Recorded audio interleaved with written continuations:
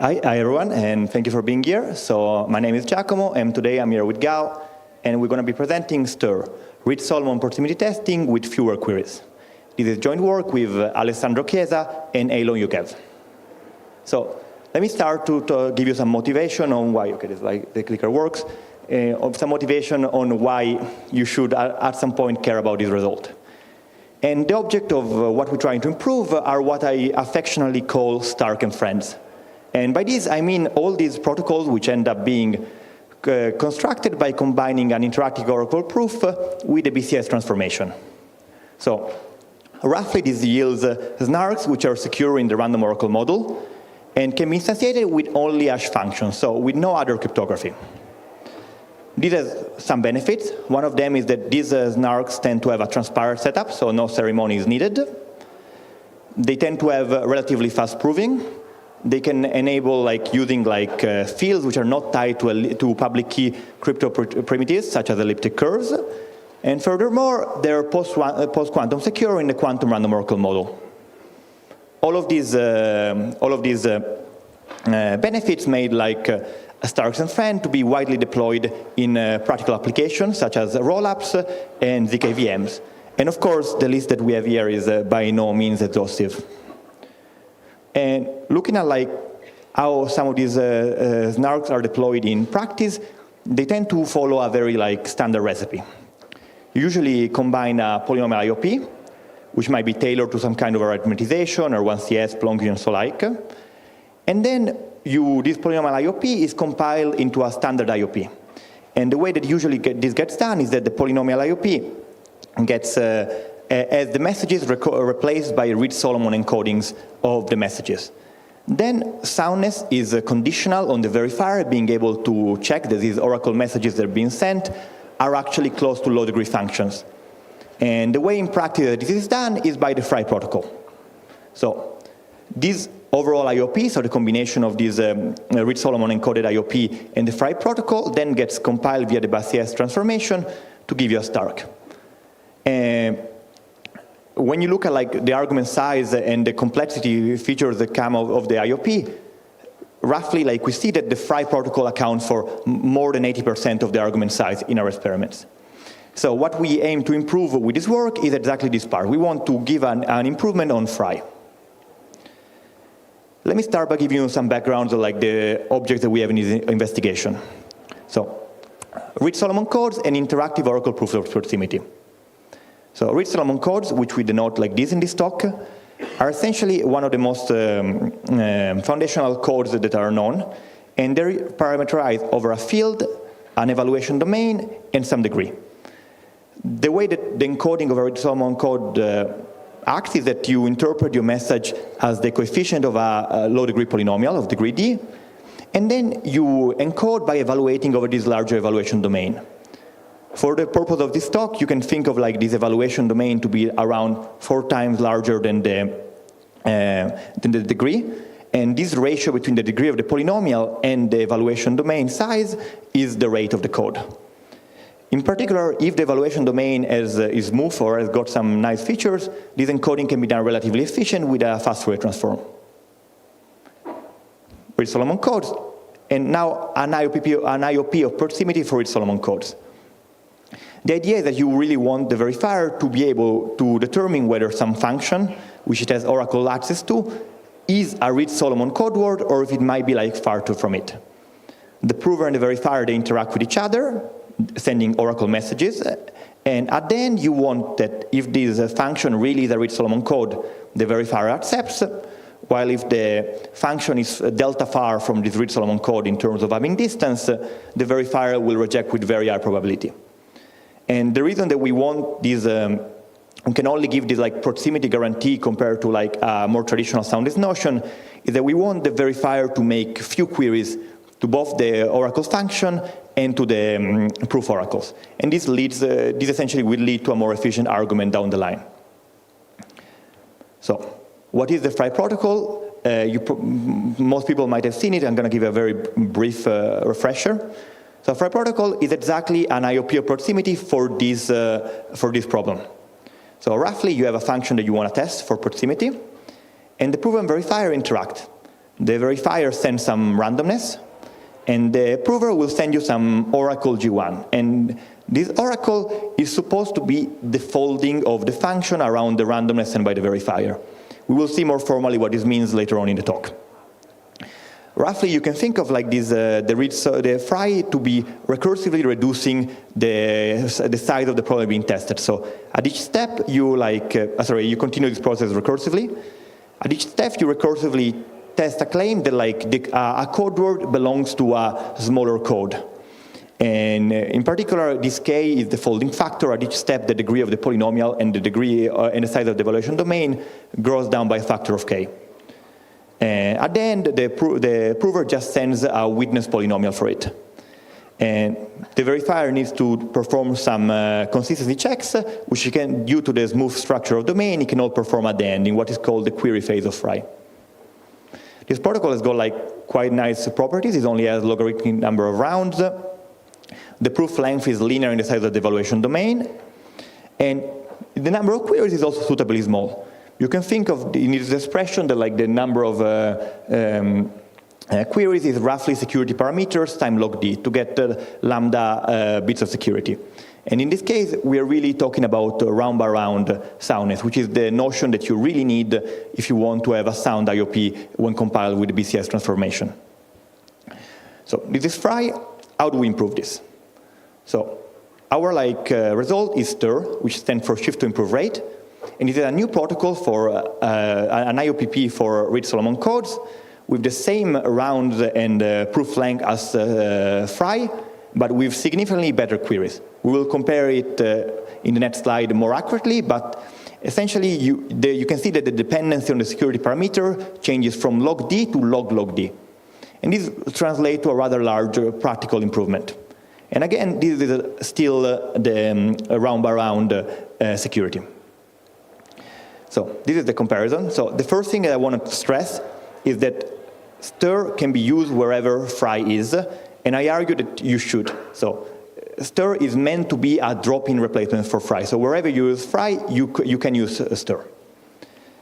So it has fewer queries than fry. So you can see that if you look at these parameters, the dependency on the security parameter is better in STIR compared to fry. And this is really where the benefits of STIR really shine. Because fewer queries, when you compile, means that you have to send fewer authentication paths, which leads to smaller arguments. And further, if you have a fewer authentication path, you have less Merkle paths to verify.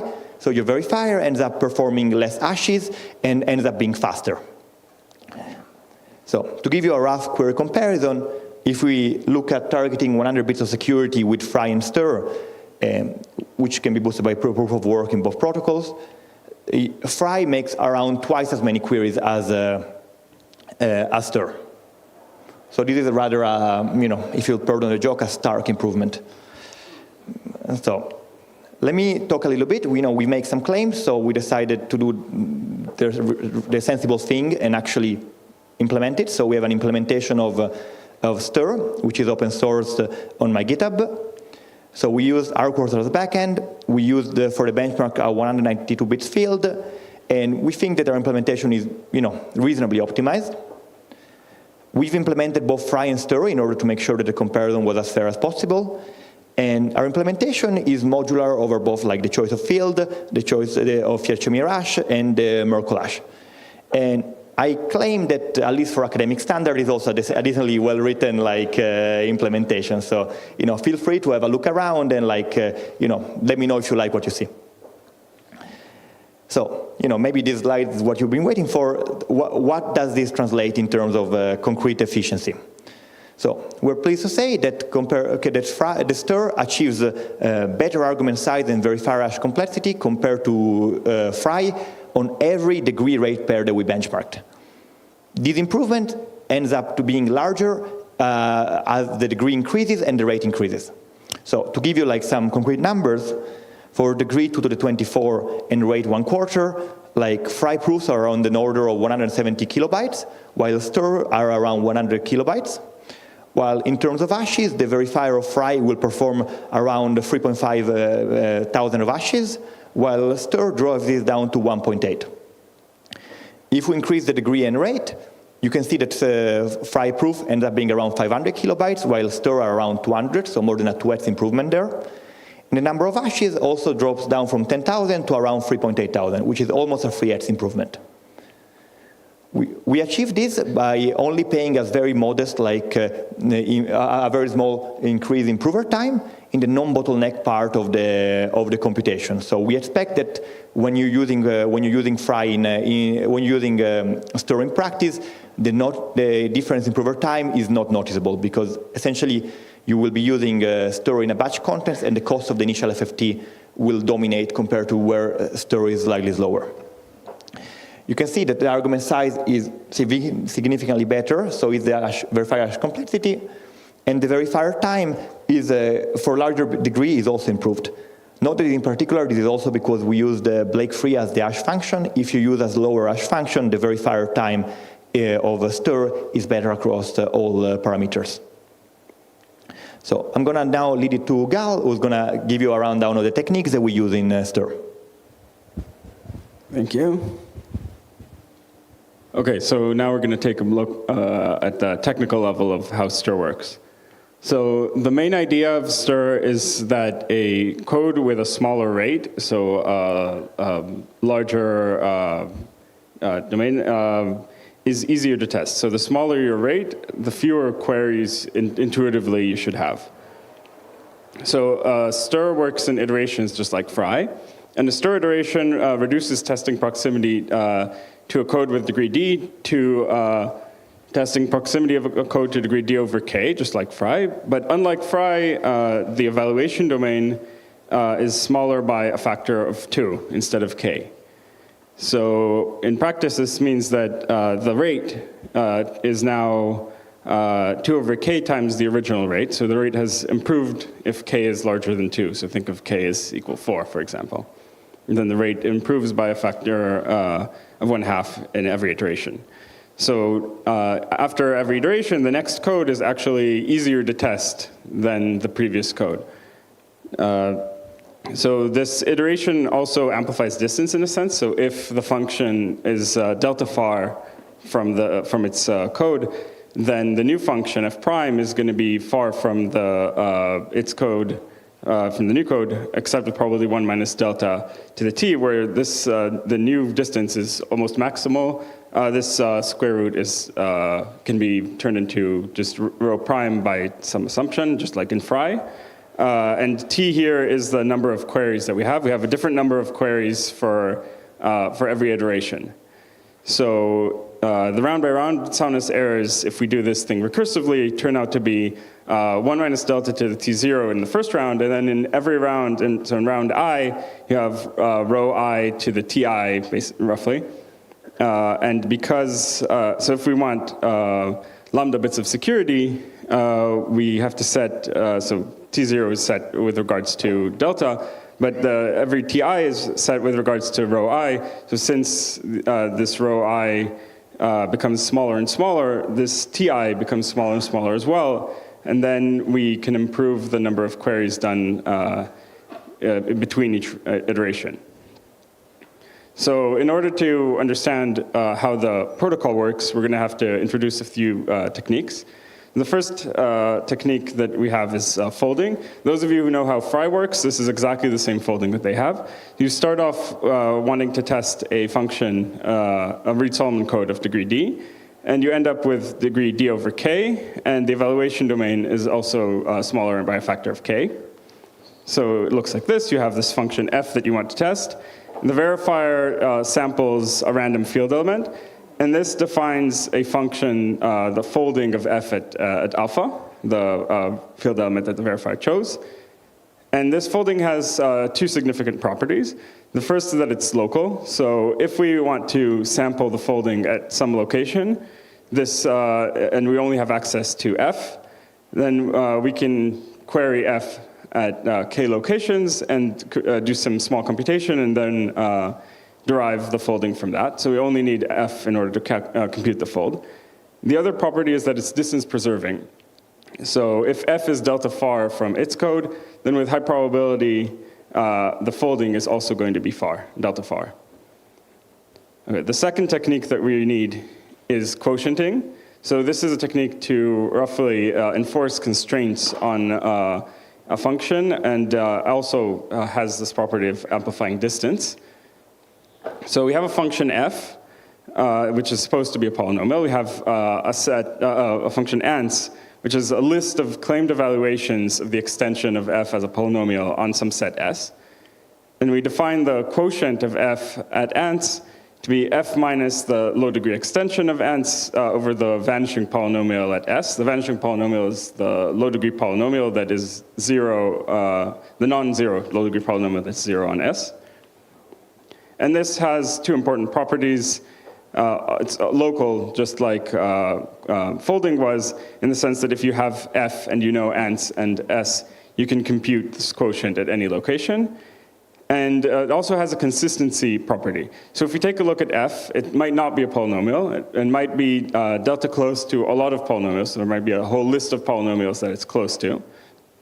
And the property that the quotient has is that if for every polynomial in this list, the polynomial does not agree on the set with the function answer, so there's at least one point where they disagree, then the quotient is going to be far from the Reed-Solomon code would. So if all of the functions disagree on ans, then this quotient thing is going to be really far. The last property that we need is, or the last technique that we need is out-of-domain sampling. And this is a technique to, at least intuitively, move from list decoding to unique decoding. So imagine the prover sends you some function. It's claimed to be a polynomial, but it might be very far from one. In fact, you might have only a list of polynomials that it's close to, just like we saw before. And we want to work with only one polynomial. We want to enforce that it works with one polynomial. So the verifier is going to choose a random field element, and the prover will send a field element back. And because this list is not very large, and by the fundamental theorem of algebra, there's going to be at most one polynomial in this list that has the property that it evaluates to beta on alpha. So basically, this means that the prover has to choose a single polynomial, and it sort of commits to using that polynomial in the future. And the way that we enforce this sort of commitment is by quotienting on by the point alpha beta. So now that we have all these techniques, we can build the STIR protocol. So I'm going to describe one iteration. So we start off with the function that we want to test. Then the verifier is going to choose folding randomness. And the prover will answer with a function g that is claimed to be equal to the extension of the folding, but on L prime, which is some evaluation domain of size L over 2, size of L over 2. We're going to then, because this thing might be close to a lot of polynomials and we want to constrain this, the prover's actions, we're going to do an out-of-domain sample. We'll see how this affects the protocol later.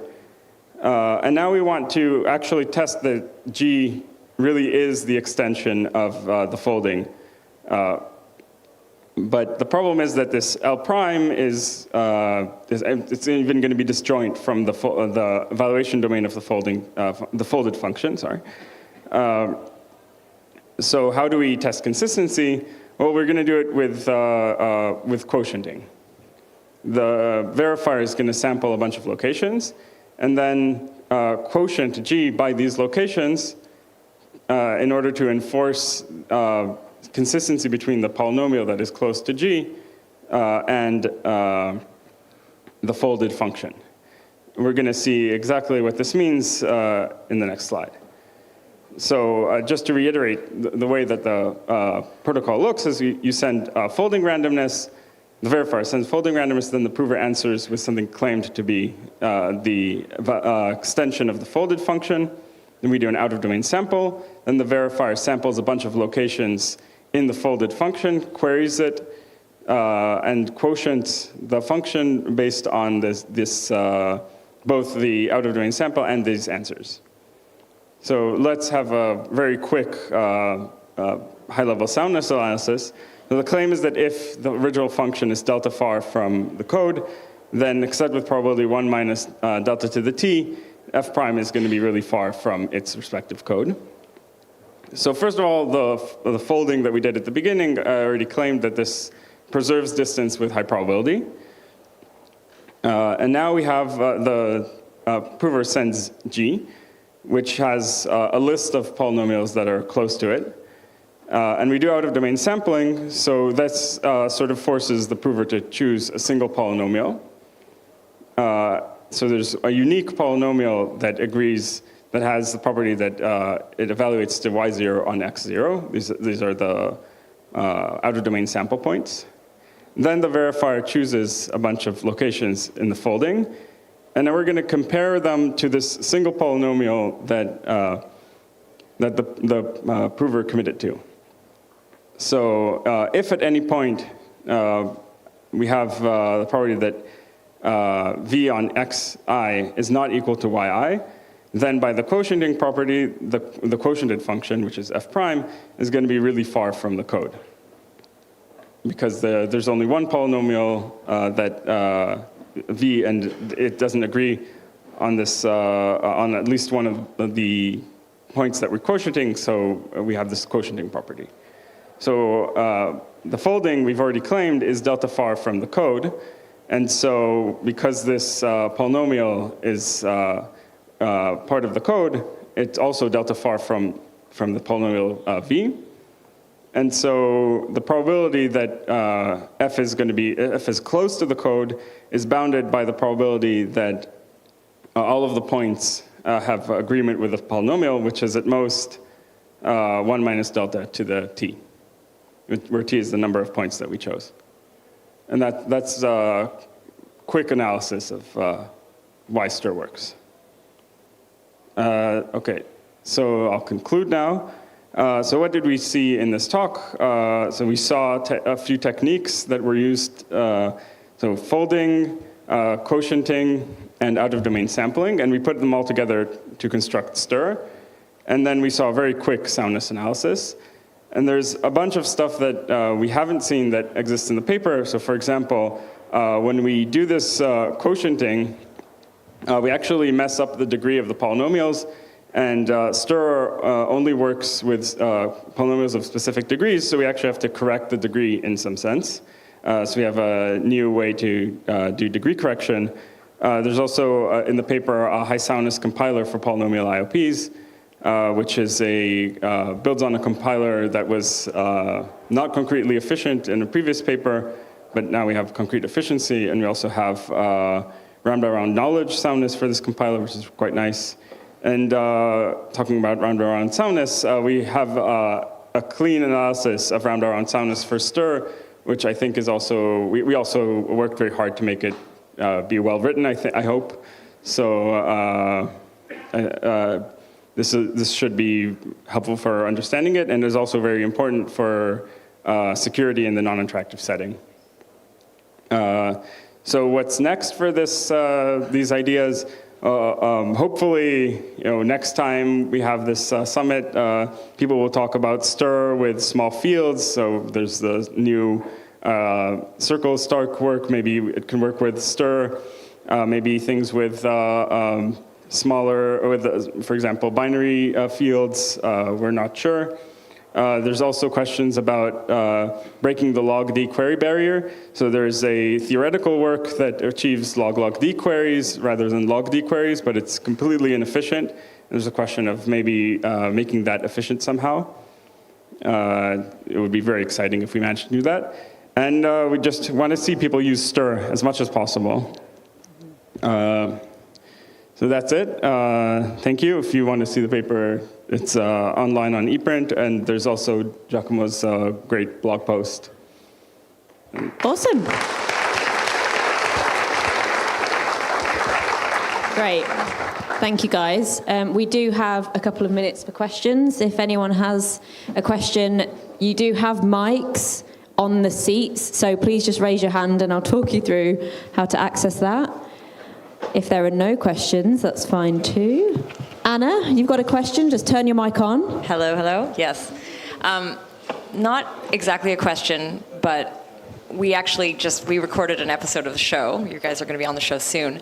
But I just sort of wanted to highlight something because even when we were going over it on the show, folding in this context, in the Fry context, is different from some of the other folding that we hear about. And I just want to kind of double check that. Indeed it is. It's a different kind of folding. Great. Okay, yep, lovely one just behind Anna as well. So just turn on the button. Anna, if you can turn your mic off.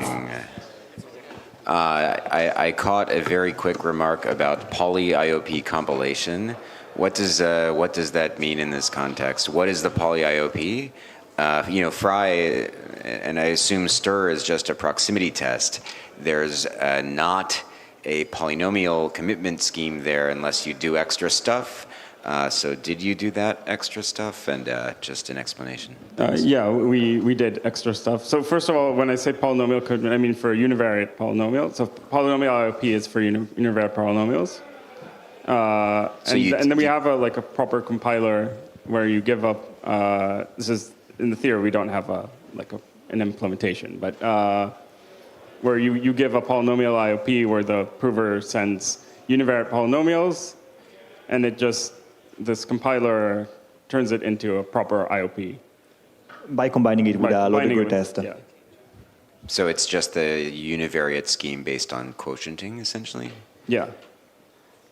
Yeah, but compared to previous compilers, it achieves a better soundness. So the idea is that it combines some of the tricks that you've seen here to get a better way to compile univariate polynomial IOPs into IOPs that then you can BCS. Yeah, cool. Great, lovely, thank you. Just turn your mic off. Any more questions in here? Yeah, Karthik? Just turn yours on. Hi. So if I were to use this for small fields, I should just simply use the extension field for the challenge, and then it's the same level of soundness depending on which. You might need to hold your mic closer to your mouth, yeah. So if I use small fields, then I just need to use the verifier challenge with the extension fields, and there is no change if I want to use it for a 64-bit or 32-bit field. Yeah, exactly. So for if you want to use small fields, you can do everything as in Fry. So you just sample the challenges over the extension field, you'll be fine.